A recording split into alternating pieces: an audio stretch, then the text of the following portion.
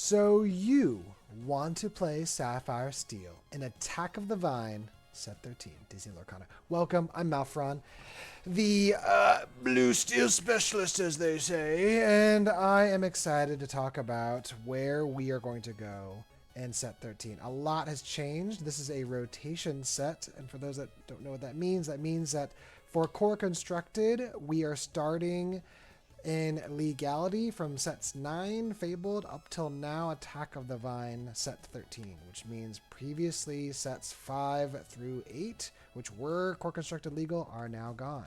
We'll talk a little bit about what that means. It's pretty big changes actually, but for now this video will be focused on where we will try to be going, to be optimistic about what we can be as opposed to being a post-mortem as to what we were. So let us proceed. And let's start, as we do all my videos, with an outline. Of course, we're going to talk a little bit about why to play Sapphire Steel, some terminology overview, a little bit of brisk review of core concepts, deck building basics, deck styles and lists, which is going to be the meat of the video. We're going to be covering roughly 13 set lists for set 13, and then some concluding thoughts. If you are wanting to jump around, there will be chapters below in the YouTube video description and in the YouTube loading bar. However, I would encourage you, if you are in any way new with Sapphire Steel, Disney Lorcana, or just not really knowing how to tackle rotation, how to tackle set 13, which comes with a lot of changes, I would recommend watching the entire video, and I think you'll be surprised at what you will take away. And it would mean a lot if you'd be willing to consider giving the video a like, a share, comment, share your thoughts. Are you going to play Sapphire Steel? Where are you going to take this color combo? And if not, what other colors will you play? And what other colors would you guys like to see talked about next? Now, without further ado, let's dive into why you should play Sapphire Steel. Sapphire Steel is a deep love of mine. I have just a fascination with this color. I really don't understand it. I think it's the just cool amalgamation of princesses in it. I think it is the history of kind of where it's come from and how it's evolved. It originally started as such a powerful items color combo deck with really cool synergies and tribals like heroes and evolving into detectives and princesses and stuff like that. But a lot of the core identities that it's retained over the last couple years has been a strong sense of cool and consistent removal. It utilizes the power of Sapphire to ink opponent targets and utilizes the power of Steel to deal direct and widespread damage to targets as well. It gives a lot of tools to you as the player to really affect the opponent's board state in a lot of different and variable ways. It has a lot of versatility. Sapphire Steel has been known to have access to a lot of different strategies and tools to get out of sticky situations. Sapphire Steel has item removal. Sapphire Steel has the ability to hit evasives with the new alert mechanic. Sapphire Steel has had the ability to get rid of locations pretty easily. Sapphire Steel has had access to some of the most items in the game, to some of the most locations in the game, and so there's really not a lot Sapphire Steel can't do. Some of the probably biggest limitations that Sapphire Steel has is that some of the draw mechanics have been either little niche or clunky, and it usually needs a little bit of time to boot up, so some of the maybe early game cards aren't as inherently powerful as some of the other color combos, but that's never really held it back per se. A nice thing about Sapphire Steel is that the stat lines are really beefy, right? So Steel particularly has high attack and pretty awesome willpower counts, right? Sapphire tends to have high willpower and sometimes high strength or attack, right? There's a lot of cool tribals. Detectives is the one that stands out. Allies historically, and now Allies has a little bit of semblance, not so much. But it's nice to see that they're continuing to try to double down on that. We're seeing a little bit more heroes synergy, and we even get some pretty cool supers synergy in, as well as a robot and droid synergy in the current set. And, ultimately, Sapphire Steel is just a really, really fun, satisfying way to play the game. It really feels like every win is earned and that you really had to outfox your opponent to get to that 20 lore. Some terminology to review. I think this is pretty important. especially for people that are not very, used to trading card game terms. Now, a fair amount of these may have been derived from like games like Magic the Gathering. I originally started in Yu-Gi-Oh, so I had to learn some of these concepts such as ramp. Now, ramp is this term that means to ink additionally, right? And so I'm going to be using this term a lot throughout the video. And so when I say ramp, it means a card that allows you to go outside of the 1 ink per turn of an inkable card, as is in the rules. So an example of a current legal card is 1 Jump Ahead, which is a song that allows you to put the top card of your inkwell face down and exerted. And so on turn 2, you get ink to go to 2, and then you can play 1 Jump Ahead to get to 3 ink, entering into your next turn, which would be turn 3, to have access to potentially 4 ink if you ink that turn, right? So that's kind of what ramp means. And there's a multitude of ways to kind of ramp on different turns, and so we'll talk a little bit more about that later.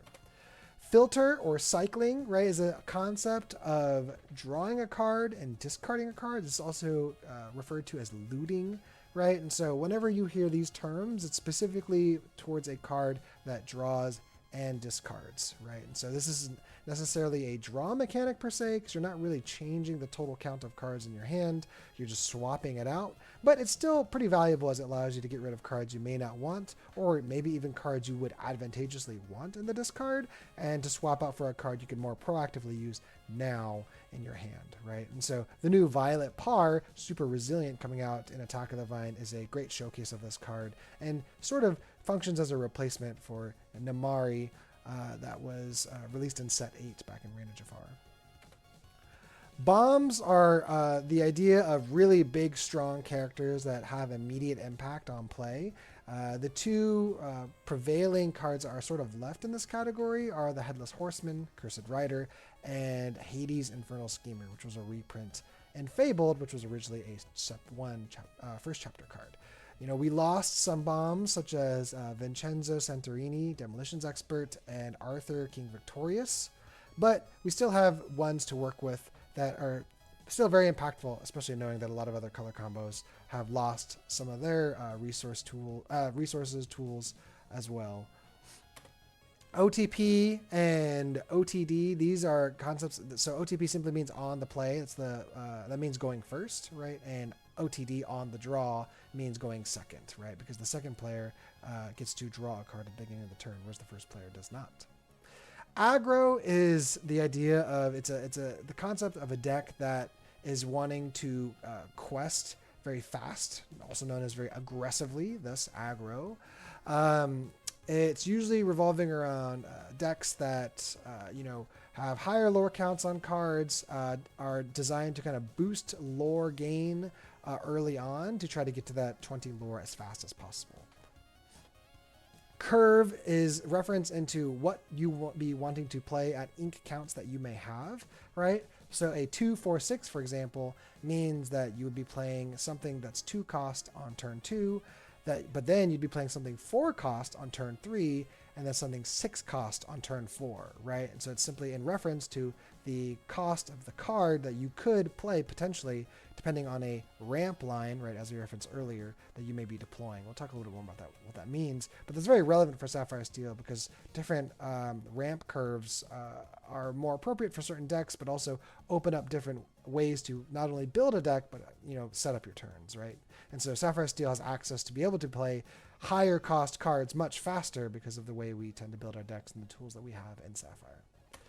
And then Tech is in reference to a card that is kind of solely designed to do a specific thing or counter a specific strategy that you may not routinely put in decks, right? So the new Mulan created by the Vine is an amazing Tech card that allows you to banish items, right? Items are not super popular in most decks, but the ones that tend to be played are very impactful and usually demand answers.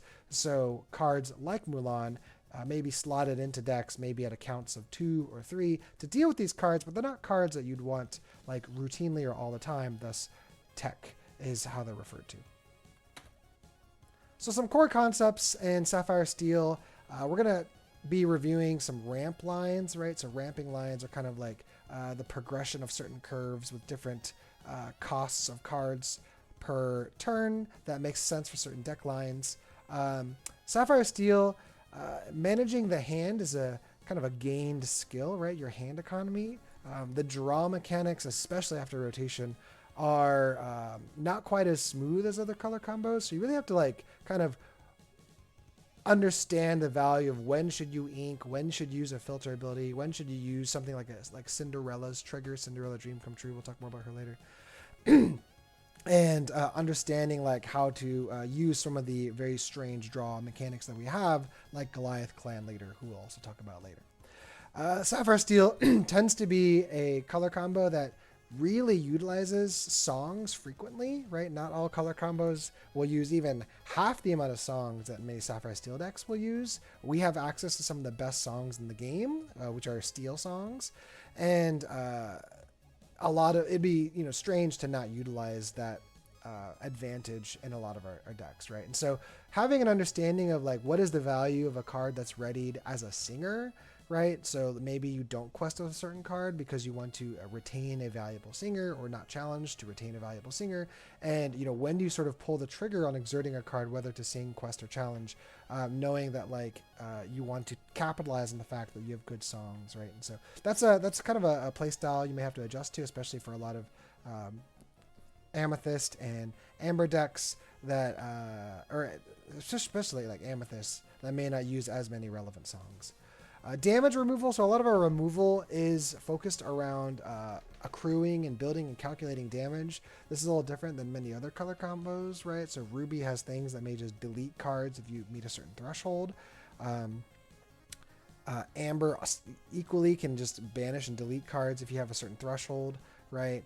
And then, cards like in Emerald may send cards to the deck or send cards back to the hand. Kind of, it doesn't really matter about, it's very conditional, right? Whereas in Steel, if a card has 4 willpower and your Steel card does 3 damage, right? You kind of have to think about how do I achieve the final damage count that I want to really get rid of this card. So it takes a little bit more calculation and thought for the majority of turns to really make Steel removal all that more effective, but they usually provides a lot more versatility on when you can deploy it. Usually a lot of steel removal comes out earlier in the game. There's a lot of steel removal that hits multiple targets, and that's kind of an advantage of steel removal. And then uninkable counts, right? Sapphire Steel is pretty infamous for having pretty high uninkable counts. Other deck combos that have been known for this are like Amber Steel, right? And so, it is something to grow familiarity with, right? Many ink color combos, such as almost anything with Amethyst or many Emerald color combos, function with pretty low uninkable counts. So players that may be swapping over from those color combos to Sapphire Steel, that's a pretty big adjustment dealing with uninkable counts that can commonly flex between 13 to 17 and still be very, very playable and consistent, right? So covering some ramp lines, probably the most powerful ramp line that we have access to that very few decks will now utilize, especially because we lost some very key consistency cards on turn 2, being Tipo, Growing Boy, and Sail the Azurite Sea. These were cards that allowed you on turn 2 to ink additionally, and they were inkable cards, right? So not only were they were 2 cards that allowed you to do that in different ways, but they were both inkable. And so it made for such a powerful, consistent engine to be able to ink on turn 2. We're effectively only left with 1 jump ahead, which does allow you to ink relatively safely because it inks off the top of your deck face down. So it doesn't matter if the card it inks is inkable or uninkable, right? And it preserves your hand because it inks off the top of your deck. So in some ways, you could think of it as the best of both Tipo and Sail the Azurite Sea. However, 1 jump ahead being uninkable is a notable vulnerability and weakness to it compared to Tipo and Sail. And it being a song, which means it has the ability to be sniped by an Ursula Deceiver or a Mowgli or a Lenny, etc., is also like a notable weakness to it as well. But we work with what we have. 1 jump ahead still does many things well, and it still is able to allow us access to that turn 3 Cinderella, which basically no other card right now is allowing this. And with Cinderella allows us to then catapult into a 6-drop card if we so choose to do that. So the 2-4-6 line is still retained. It's a little less consistent, right? But is still frequent enough that it's worth commenting on and building around. So another line is 245, right? And so using similarly the one jump ahead, but instead of Cinderella lines, you may build your deck with more 5-cost characters because you can more consistently get to the 4-drop, and then you kind of just curve out 4, 5, 6, right? And then, going back to some turn 3 ramp, right? So we lost one of our turn 3 ramps being Pleakley, but we still have Mickey Mouse Detective, and the Detective decks especially has access to 2 of them, being Darkwing's Chair Set and Mickey Mouse, which both of them are uninkable 3-cost that allow you to ink at the top of your deck on turn 3, and which sets up your following turn on turn 4 to play a 5-drop. This is very relevant in detectives because a lot of shift lines, like Darkwing shift lines, are 5-cost, and a lot of their powerhouses, like Nick Wilde, are 5-cost as well. So this is going to feel pretty good and powerful in the detective decks, and is a line that you should always be considering now, since Mickey Mouse is a pretty accessible card. So some deck building. This is my approach to deck building. I always start with, how do you plan to win the game, right? How will you win? This was a little bit more relevant historically when we had a whole bunch of really funky win condition cards, right? We had access to Grammatala, like a legendary card, Spirit of the Ocean, that whenever you inked, you gained lore, which was super interesting. We had access to an item called Lucky Dime, which was Inklands legendary. Actually, Grammatala was an Inklands legendary too, so I guess they both came out of Inklands. And it was a 7-cost uninkable item that when you exert 2 and exert the item, or 2 ink and exert the item, you just gain the lore of a card, right? And so if you have high lore characters, you can do bursts of lore through this. So, we don't quite have that level of versatility currently, but, it is really relevant to think about how you want to win. Like, do you want to use higher cost characters, kind of more like a mid-range level of characters? Do you want to just try to win aggressively with an aggro deck? Do you want to try to use location and location lore and pressure, right? Do you want to win through like challenge bursting through cards that gain you lore when you banish things in challenges? So I always try to start with the win condition, or how you want the end of the game board to sort of look like before you start making your deck. The next big question you should always ask is, how will you draw? I always recommend having roughly 8 cards that confidently will draw and net you additional cards in your hand, right?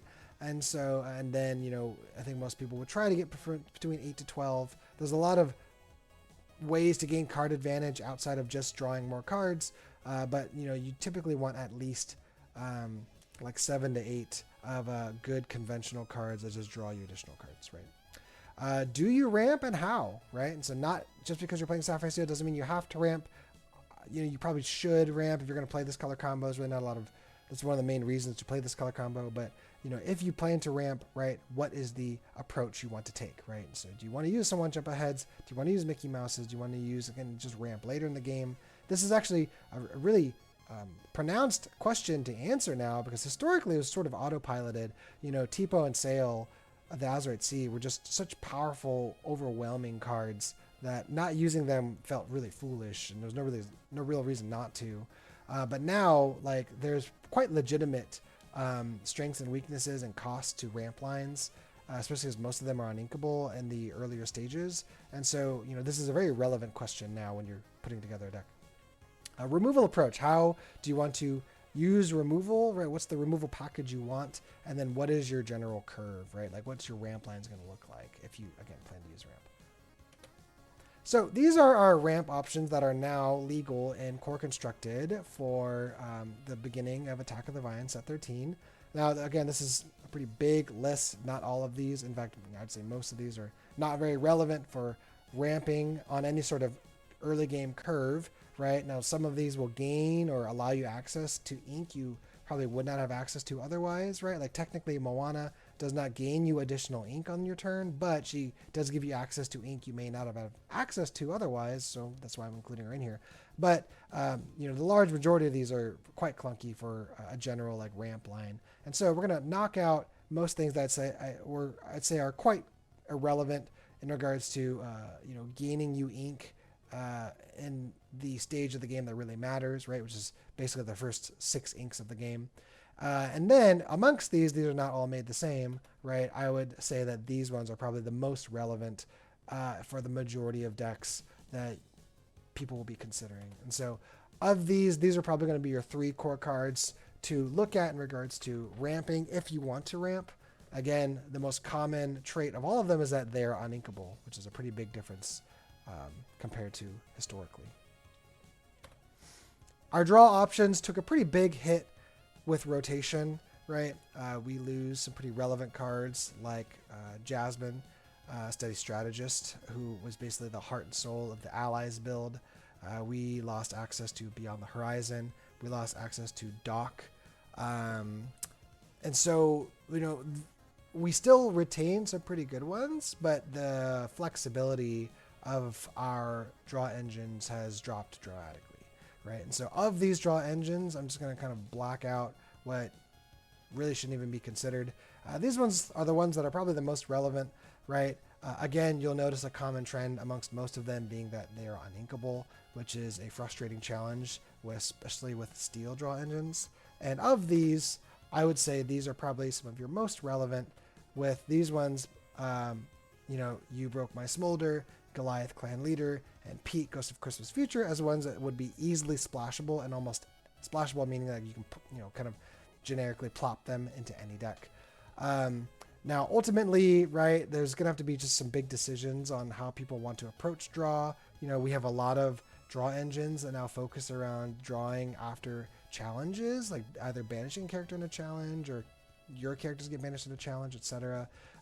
There's some unique draw engines to detectives specifically, right? But as far as like just a generic draw engine, these are kind of probably the most flexible ones that are the least conditional that you may want to be looking at. And, really the king of draw is for our color combo is going to be Goliath Clan Leader for most decks.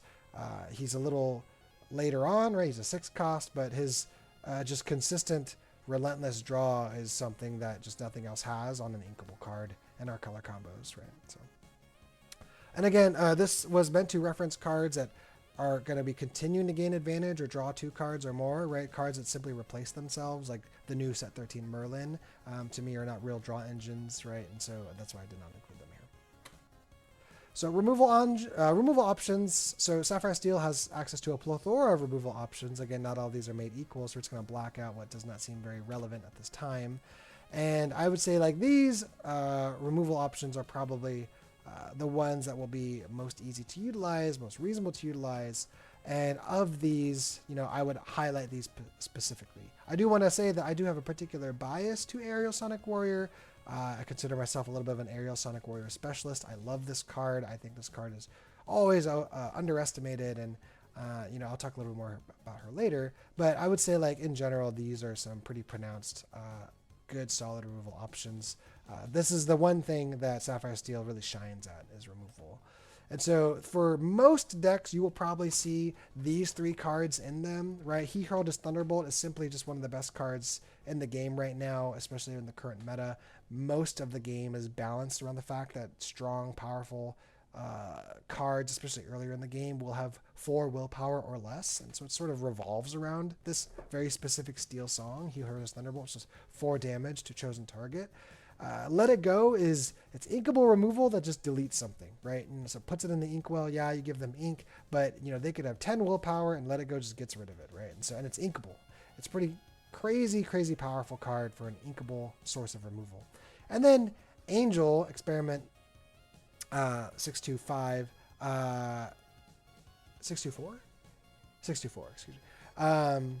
Is just a really strong repetitive removal on curve, right? She can turn any card. She can, once per turn, you can discard a card, deal 2 damage, right? So basically you can turn every card in your deck into a Fire the Cannons whenever you would need it, right? And she combos really well with Goliath Clan Leader, who just refills 2 cards at the end of every turn, and so allows kind of just endless snowball fodder, which is pretty cool. And in a world where decks are moving very fast with very weak characters, like Amber Emerald decks, yellow green, Angel really shines in those opportunities. So what are some cards you may see in the early game, right? And so we now have more one drops that we used to not really care about. You know, historically, like one drops was probably the least important card in our decks, and I would say for the most part, one drops are still not that valued out, maybe outside of like detectives. And so here you're going to see a lot of the detectives. Darkwing Duck and Nick Wilde are solid one drops. They are 2/2 stat lines. They have pretty relevant tags, right? With Darkwing having a superhero and detective, and then Nick Wilde having detective and ally, and both of them, you know, have access to really good shift targets later on. So we'll kind of highlight some of that. The new Robin Hood has access to a great shift line, being the 5-drop Robin Hood, Champion of Sherwood, and can survive a lot of early removal, being 3 willpower. Develop Your Brain is still an amazing first turn card, helping to improve the consistency of your deck. And then, of course, we have access to things like really, really good 2-drops. We used to have pretty bad 2-drops historically, but now with Violet Par having resist 1 on a 2-drop with 3/2, and Darkwing being warded with 4/1 makes for really impactful turns. And of course, we mentioned One Jump Ahead being our lone turn 2 ramp that now exists in the game to catapult us to 4 ink on turn 3 if we would want that. Some other early game cards, kind of your 3s and 4s. You know, we have some pretty interesting 3-drops and Syndrome and Ursula. Ursula is really kind of only relegated to like aggro decks that may or may not be villain focused. Syndrome is a pretty interesting, powerful 3-drop, right? That makes him as a shift target more helpful in a robot deck, right? I would say in general, 3-drops, Sapphire Steel tends to undervalue, right? Preferring instead to use actions or just kind of skip it to jump to like things like Cinderella or Angel or Judy. We do have pretty powerful, and then we already mentioned Mickey Mouse as a ramp line, right? We have pretty powerful 4-drops. I would say we have some of the best 4-drops in the game right now, with just being so versatile in what they can do. Merryweather just being a house with 4 or 5 and a ward. Angel being able to impact opponents' boards without them being able to do much. Mulan being an amazing tech. Cinderella ramping you even further, because with Cinderella, at the end of your turn, if you've played a princess character, you can at the end of your turn, put a card from your hand into your inkwell and draw a card. So she basically just grows your ink for free and filters. So you can ink uninkable cards. So let's say you have another 1-jump in your hand. You don't need a second 1-jump. You play Cinderella. She counts for herself. You ink that 1-jump, right? And now you draw a better card at the end of your turn, and that you got to continue your inkwell growing, right? So it's pretty incredible card, in my opinion, one of the best cards Sapphire Steel's ever received, and she was a legendary back in set 10. And then Judy Hopps being a really, really awesome, consistent draw engine for the detectives. Our mid game is really, really good. We have some of the best 5-drops in the game, in my opinion. Merida, which was a set 12 legendary, amplifying damage dealing actions, which is so powerful, and being able to retrieve a damage dealing action, being 3 arrows, right? 3 arrows is a 3-cost action card that does 2 damage to one target, 1 damage to another target. So with Merida on board, it does 4 damage and 3 damage effectively, right? So you have Pete, which is a really cool source of draw, right? So basically he's a develop your brain and more on a body. So the more you boost him, the more cards he looks at when he quests, and you get to just pick one of those cards and put them in your hand. Moana, which allows really interesting access to the inking cards from the discard that would otherwise just be dead value, right? And so it gives you value where you historically couldn't access value. We don't have a lot of discard interaction really in Sapphire Steel, especially compared to things like Amber. So it's kind of nice to have a card like that. Scuttle, which is just a powerful 2 lore 5/5 with ward, right? Just annoying to deal with. Violet Par, who I think is actually probably the best new steel card coming out in set 13, and probably one of the best steel cards we've had in a couple sets. She's an amazing shift line, shifting on 3. She's incredibly statted at 4/4, so she dodges 5 strength removal from Amber, like from the new Gaston and Worlds Are Going to Come to Mind. But she also dodges 3 strength removal from Ruby, like from Red Alert. So she's in this perfect niche where nothing really touches her, and she has resist 1, and she kind of replaces what the old Namari used to do, where whenever you play a hero card, including the turn you play her, you can draw and then discard, so you have some filter access. So she just cycles through your deck to look for the cards you actually want to be able to make the turns you want to make, right? So Pluto, which allows removal from item removal and gaining lore off challenges. Nick Wilde, who's a draw engine in Detectives, and then of course the new Robin, not the new Robin Hood, the reprinted Robin Hood back in Fabled as a shift target for the little Robin Hood. Other mid-game cards, right? You kind of have the big three, right? Are these 6-cost powerhouses being Aerial, Sonic Warrior, Tinkerbell, and Goliath, which make a pretty strong trinity for any cards that would want to use them. Tinkerbell is probably one of the best 6-cost characters in the game since her inception back in first chapter. When you play her, you just deal 1 damage to everything on your opponent's board, and if she banishes a character, you do 2 damage to another character, right? So she's just a menace as soon as she hits the table, and usually demands an answer pretty quickly, or she just gains too much value on the board. Goliath is one of our best draw engines, and Aerial Sonic Warrior allows for some pretty awesome, efficient removal, turning every song into an additional 3 damage to allow flexibility on dealing with opponents' boards or having some extra reach dealing with bigger characters. And then, of course, Judy Hopps for Detectives, giving all your detectives alert and resist 2, making it basically impossible for the opponent to exert lest they just lose everything and your board is pretty healthy and fine, right? So, and then of course our myriad of removal options here in the mid game. You're hitting things with strength, with bolt, with let it go, and then that 3 arrows. Our late game looks quite different, right? We lost a lot of really good late game cards.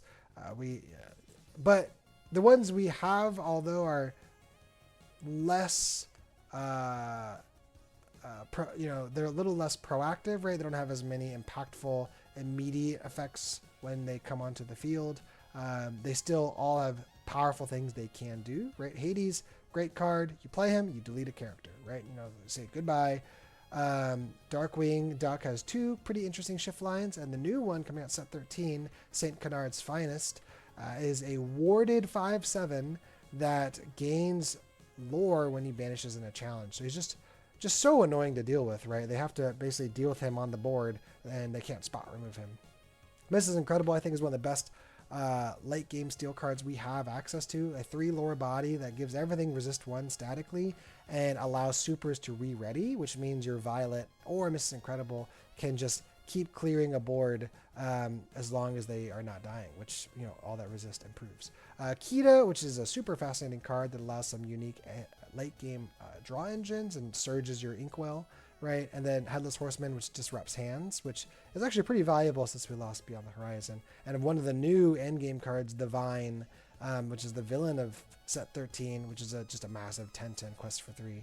A little bit more of a meme card, but it's at least a cool card. And then Mob Song, which is a late game removal. It's a sync together 10 where you can do 3 damage up to 3 targets. So we're going to cover some deck styles here. Some of these are sort of like variants of foundational builds, right? So, Witching Boom is a variant of Sonic Boom. Due to the sheer amount of cards that we lost, some of the versatility of the types of decks is a little bit more limited. I tried to make as many decks that be different and creative as possible, but I did want to retain decks that still were very effective and playable. So you're going to see some variants of some core builds here, but I tried to really show and stretch what Sapphire Steel was able to do as well. The key meta decks I feel like in the testing that I've done are Sonic Boom, and then its variant, the Witching Boom, Super Detectives, right? And I think just Detectives in general. So Super Detectives has a little bit more emphasis on the strong combo nature with Mrs. Incredible and Darkwing, right, as a super. And then Detectives puts less reliance on that and more kind of just focuses on just Detectives as a tribal themselves and being a little bit more stable and consistent. And then Darkwing Heroes, which is sort of like a combo of all these deck styles, right? A little bit less meta. That doesn't mean it's necessarily bad, but it's probably going to have a little bit more holes in its plan than the ones we just mentioned, right? So it's Archery Class, which is a derived form from my big set 12 list, right? Utilizing Robin Hood, Merida, and a little bit kind of like earlier and definitive mid-range curves to kind of control the board and get to your end game, right? Monologuing, which is a reference to Syndrome, and is a robot Omnidroid build, right, in Sapphire Steel. Boostie Boys, utilizing a lot of our really cool boost cards that we have, especially Fairy Godmother. And Floodborns, using the new Scar coming out set 13 for Floodborn synergy. There's off-meta builds, right, so there's Scar support, right, so the Fabled Scar. There's Villain Aggro, Scar Allies, again, Fabled Scar, and then Locations. So deck styles, let's start with Sonic Boom. Sonic Boom is going to be my main list. You know, this list is very near and dear to my heart. It's how I love to play the game. It's how I love to approach the game, and just how I think about the game. You know, ever since set 10, I really try to make a big effort to see, can it perform well in the next set, right? What's fortunate is that, you know, most of what made Sonic Boom after rotation survived, right? And so Ariel, Tinkerbell, Goliath, Cinderella, Angel, most of the removal package, Strength of Raging Fire, Heroes, Thunderbolt, Let It Go, Mob Song, if we want to put Mob Song back in, right? And so that's all here, but, you know, the opening, right, the turn 2 ramp to get to Cinderella clearly took a pretty big hit. So there's a lot of accommodations that had to be made, and kind of a change to the way the deck plays in the early game. But the mid and late game feel basically the same once you get there, right? And so due to the lack of consistent 2-4-6 or turn 2 ramping, the deck now utilizes the Violet Power package and a higher count of 3 arrows to allow early game curves that do not rely on hitting 1 jump ahead on turn 2, right? So there's 3 counts of Develop Your Brain here to try and improve the consistency of either Violet or 1 jump ahead, right? So what, you know, the Develop Your Brain kind of roughly is attempting to mimic having 8 turn 2 ramps, right? Being like, you know, the 4 costs of sail, the 4 counts of sail, and the 4 counts of Tipo. But if you don't find 1 jump ahead, or if you find that it's not a game you want to do 1 jump ahead, right? It's actually very appropriate to think about like curving out with Violet Par on turn 2, and then on turn 3 you can decide to either shift Violet and have a 4/4 body fighting for the board, taking out big characters and basically usually taking almost no damage in return. Or, you know, you could play 3 arrows and use 3 arrows on Violet to fight for the board, and then still curve out with Cinderella when you get to 4 ink, and then the rest of the game kind of goes and proceeds as is normal, right? So the 2-4-6 line is now considered more of like a high roll line that's very, very, very strong, especially now that a lot of the old Goliath answers, like you know, Blurple that's just playing Let It Go on curve or whatever else, are not near as consistent.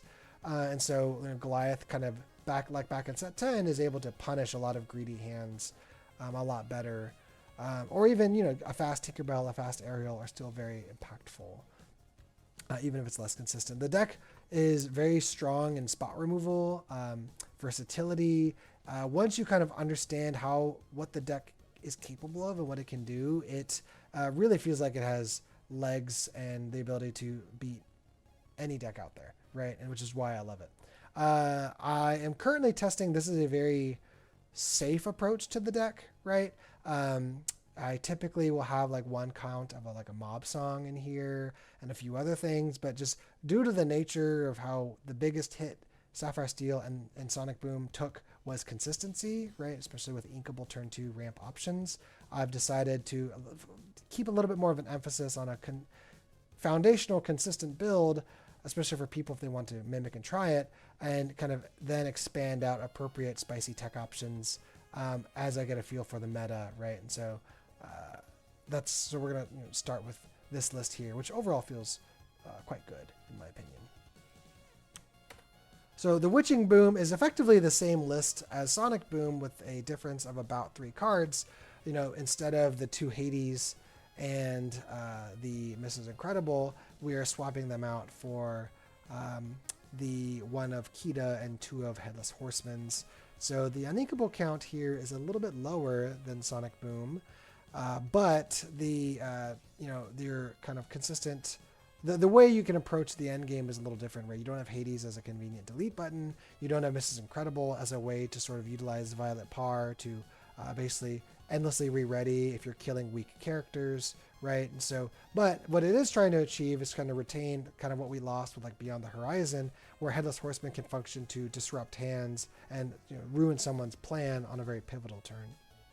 And then Kita is a really interesting like late game draw engine, boosting your Inkwell to 5 additional cards. Now she does surge your opponent as well, but at the cost of 7 ink, you get to look at the top 2 cards of your deck and put 1 card into your hand. So in a kind of like a late mid-game or late game stage, she actually becomes a card that's really annoying to deal with, being 7/7, questing for 2, and you have tons of ink at that point typically, and you're just looking for one additional song every turn to keep using for aerial and just kind of oppressing the opponent's board over and over again. So she's a spice tech card, but she was cool enough, interesting enough that I felt like she justified a spot.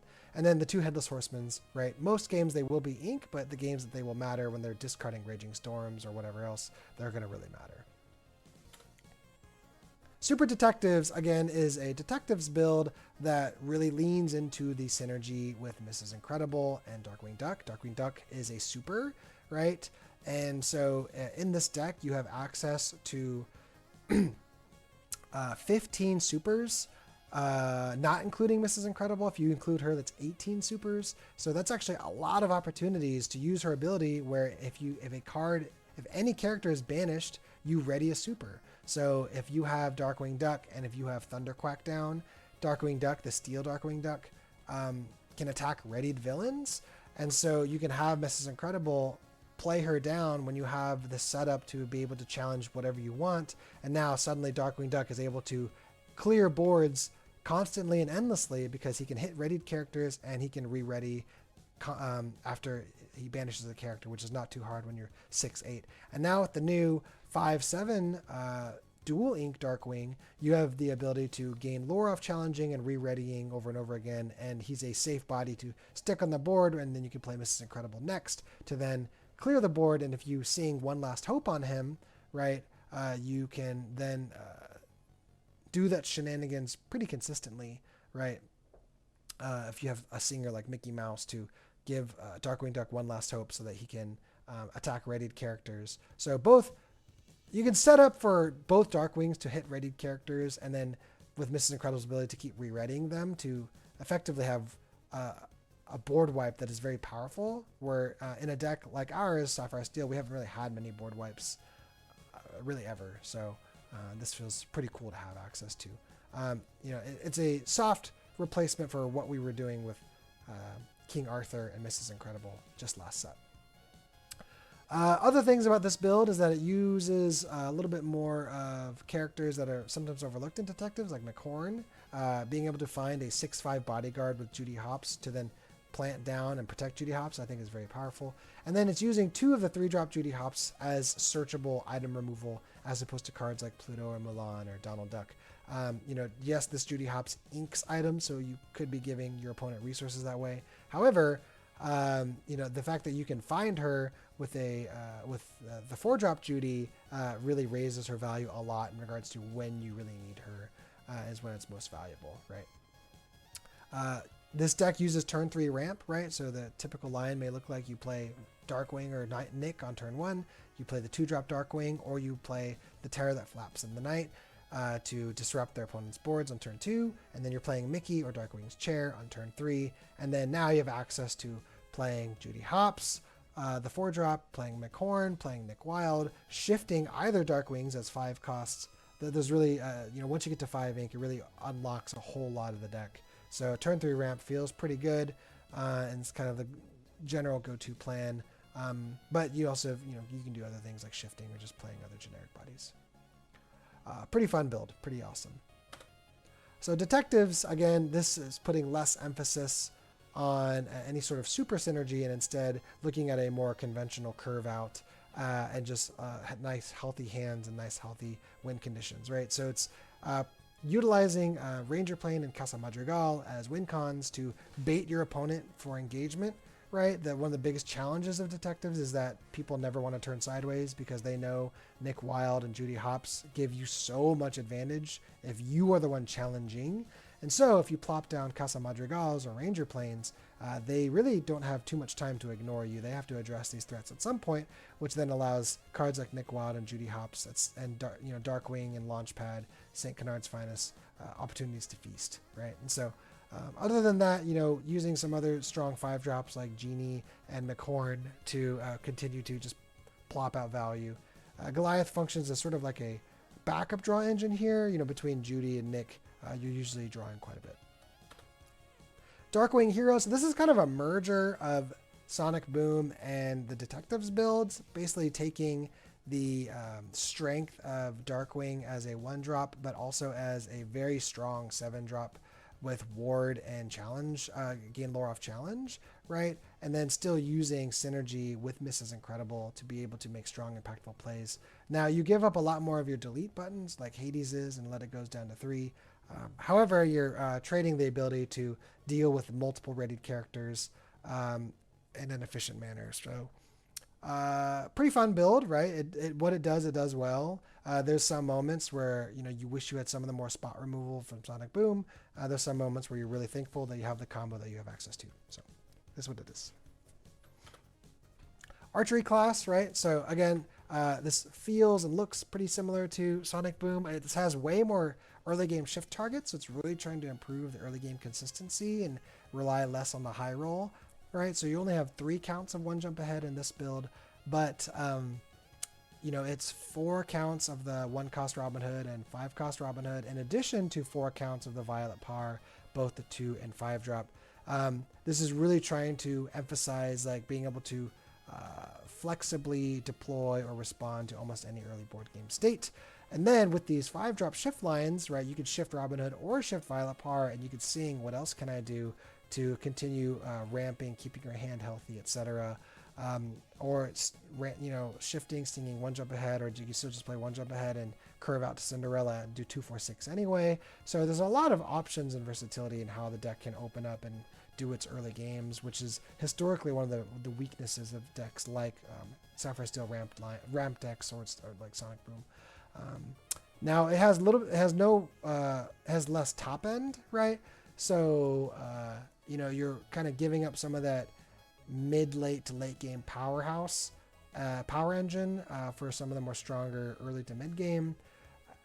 It still retains a lot of the tools to be able to do anything well, right? But it has a little bit of less impact compared to like Sonic Boom as the game kind of goes on and on and on. So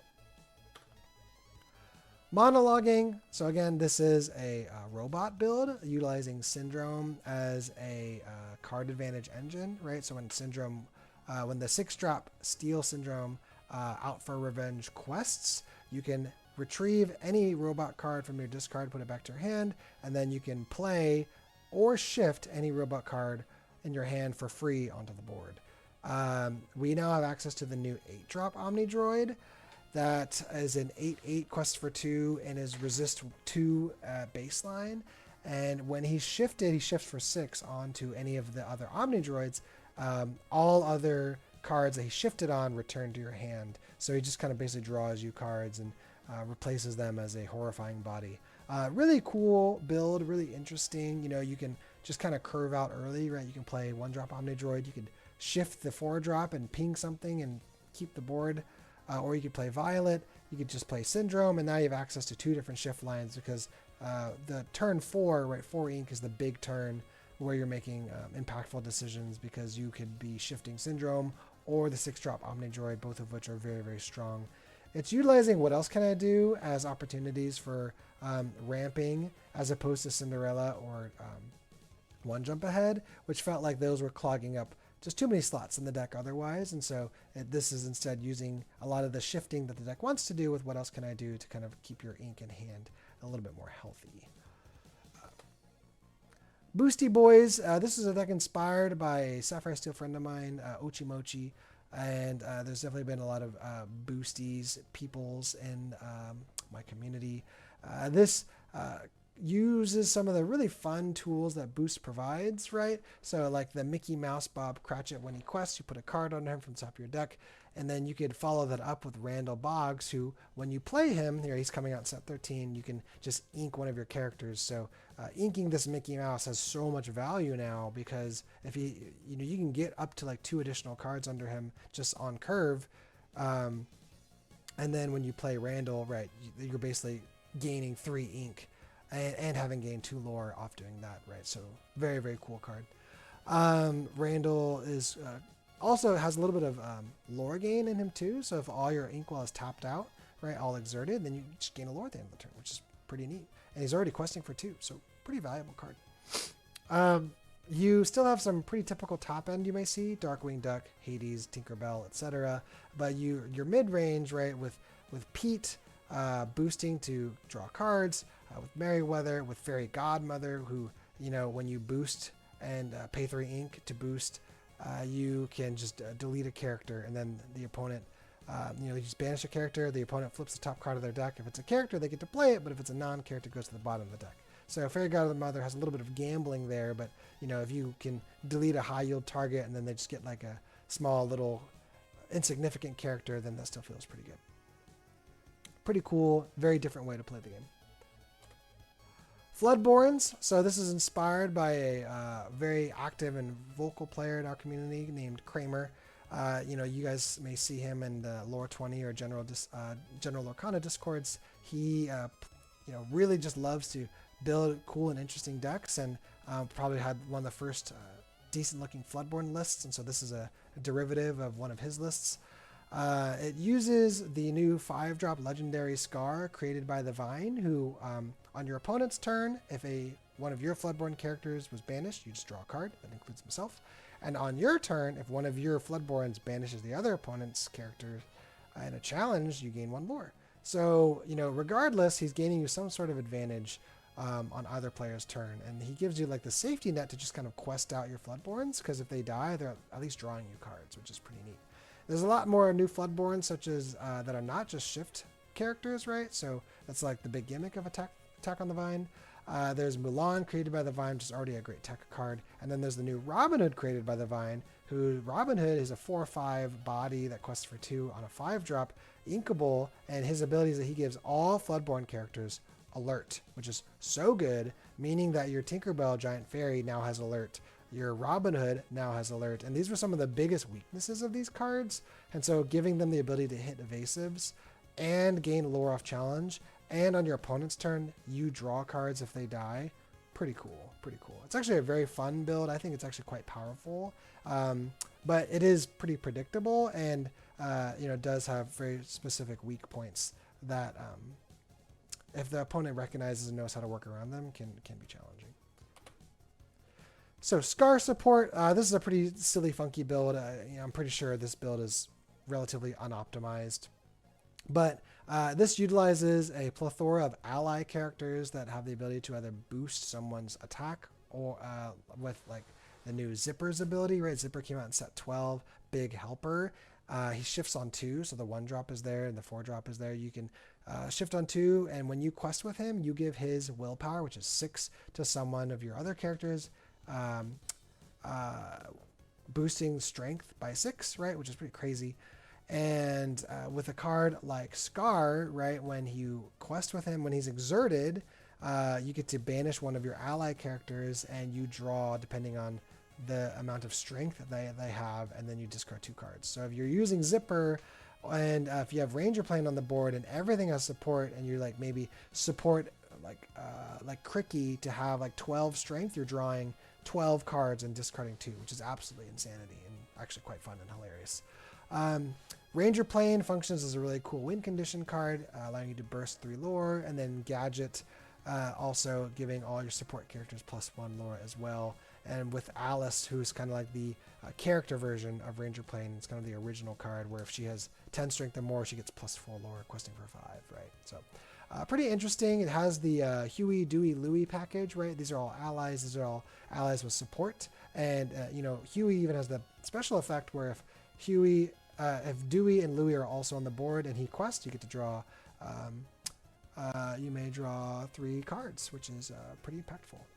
So, very cool. Villains, aggro. Again, I'm really not much of an aggro player in general, and this is kind of meant to be more of a skeleton that maybe someone else could further optimize. I don't think it's quite optimized yet, but the vision's kind of there. This idea is that you're kind of curving out from turns 1 through 6, and just trying to put a lot of lore pressure on the board, or characters that are very frustrating and annoying to deal with. It uses the Diablo from set 12, the Stone Servant, who gains plus strength and lore if there's villains on the board, and protects your other villains. You have the new Ursula from set 12 that is bursting lore every time she is questing or when on play, and then also growing your ink count. The Cruella back from Fabled, which allows you to ramp sort of early and using your bigger fighting bodies like Black Heron and Gantu early on to gain that additional ink. And then otherwise, the top end is very obnoxious with warded characters like Scuttle and Hades. And the Pluto, actually, who's here more relevantly for gaining lore off challenges, right? So you have your big steel bodies like Dr. Hamsterville, Headless Horseman, Rat Capone. And so it's more of like, kind of like in an aggro sense where, you know, oh man, they weren't anticipating this lore burst, right, by exerting their characters. So that's kind of the advantage that Pluto gains. And then, of course, your draw engines like Goliath and Broke My Smolder here, just to kind of keep the deck going while you're trying to race to 20 lore, right? So we have Scar allies, not quite the same degree as Jasmine allies was in the past, but, you know, we make with what we can. Scar has the ability that many people tend to forget, where he gives all allies +1 strength, right? Which is kind of interesting. And in addition to the ability that we talked about earlier, that where if he's exerted, you can banish an ally at the end of your turn and draw, depending on its strength, right? And so this one, as opposed to the other build, which put a large emphasis on support and kind of boosting and, or like kind of raising the strength of other characters to really get maximal Scar value, or try to trigger things like Ranger Plane or Alice, right? Growing Girl. This is kind of meant to just be more of a stronger curve out deck, right? Deploying cards, keeping your tempo up, and maintaining a really good board state, playing 1-drop, 2-drop, 3-drop, 4-drop, and this eventually kind of just overwhelming the board through the fact that like everything's getting stronger from Scar. You're getting lots of card value from large bursts of draw, like from Scar's ability, and then eventually when you're like deploying things like Gadget and the Ranger Plane, you know, all these characters start to get pretty high strength counts, especially because of Scar. And so, you know, you actually end up closing on that 20 lore much faster than people give credit for. It's actually pretty annoying to deal with all these like larger, high strength, high willpower characters in an efficient manner. And so decks like this can very well easily fall apart, but I think when they curve out efficiently, many decks actually have a more obnoxious time dealing with it than they give credit for, right? So, and then finally we have our locations build. This one's a little bit more of a silly build, right? It's definitely off meta, but never underestimate locations, man. They can definitely take you off guard if you do not respect them. So the curve of this deck is a lot spicier than the prior set 12 version, right? Again, without Tipo and Sail, you're kind of like committing to more of a conventional curve. So just trying to think of like what would be good, relevant, strong bodies to fill up that until you can start planting down your locations, right? You don't want to do locations too early because they're a little too easily removed. So a lot of the early game is actually establishing threatening characters so that when you start deploying your locations, you can really punish your opponent aggressively if they go for your locations too hard and ignore your characters, right? So we have a couple of shift lines here, the Omnidroid shift line, the Violet Power shift line, both of which are extremely annoying to deal with once they are established due to all their resist and good stat lines. And then we have John Silver and Pocahontas for location value, right? John Silver gaining tons of lore, and Pocahontas recurring locations every time she quests, and she's a pretty big body, right? She's 4'5", and so dealing with Pocahontas is actually pretty frustrating. And then Fat Cat, who gives all your locations resist 1, which, you know, when established can really totally ruin some people's abilities to deal with your locations. And then Fergus, of course, who's kind of like your location endgame. Whenever he exerts, whether it's to challenge, quest, or sing, you can play any location that's 4 cost or less from your hand or discard back onto the field. And while he's exerted and is at a location, right, whenever a location is challenged and banished, you can deal 4 damage to a character, and that includes when if like you destroy an opponent's location as well. So things like that. It's pretty cool. It's a fun build. It's very, very strange and unconventional. Definitely has clear weaknesses, right? But it can catch a lot of people off guard. The community for Sapphire Steel is definitely one of the greatest, right? I would say that we probably end up having one of the most active Lore 20 Discord chat channels, most sets, right? It has a lot of very passionate individuals that want to see it do well and want to see it succeed. I would say that, you know, my personal, Twitch, YouTube, Discord has become more of a hub for Sapphire Steel conversation, and advice, right? So I would recommend you hop on in, join the conversation, right? To help to push Sapphire Steel to its limits and see where we can take the color combo, amongst other things, and just kind of sharing our experiences and having fun.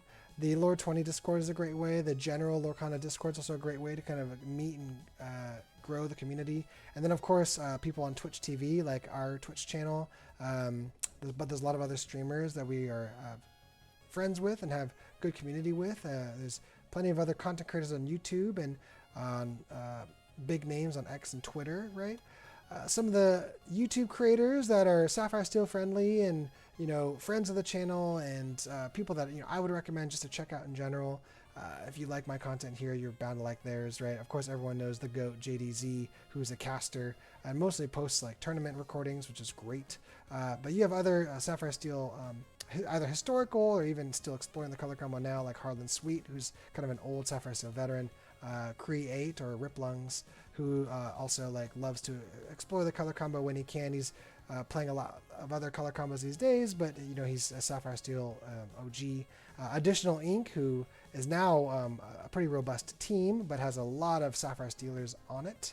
And then 24K Lorcana Hector, who's also kind of got Sapphire Steel back in his blood and loves to explore other color combos as well, right? So I'd love to give them a shout out. Check them out if you can.